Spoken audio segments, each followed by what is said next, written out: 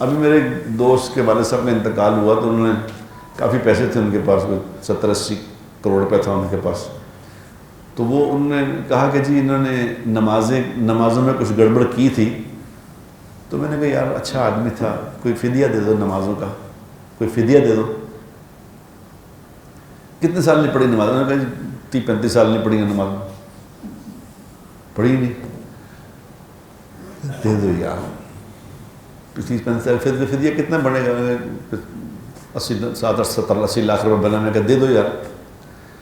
تو اب وہ جو پیسہ تھا اس کا 70-80 کروڑ روپیہ، اس میں سے نہیں دے سکتے، اس میں سے نہیں دے سکتے. کیوں؟ کہ اب ان کا رہا ہی نہیں،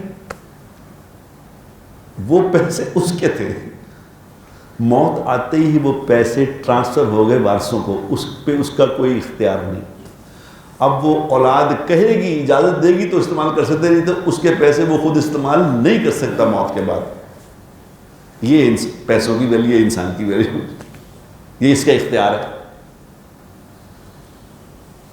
پیسے تو میرے ہیں، میں بھی مرا ہوا پڑا ہوں، لاش میری پڑی ہے، لیکن میرے پیسے میرے نہیں رہے. سانس بند ہوتے ہی میرا سارا مال ٹرانسفر ہو گیا، میرا نہیں رہا.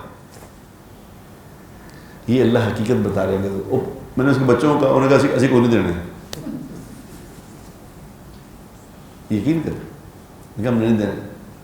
میں کہا تو کر لا بچے، ہم تو سارے کیا کر رہے ہوتے ہیں، جائز نجائز کس لیے کر رہے تھے؟ یار میرے بچے ہنستے، بچیاں دی روزی، بچیاں دے فلان ٹماک، بچوں کے لیے کر رہا ہوں، بچوں کے لیے رشوت لیے جا رہا ہوں.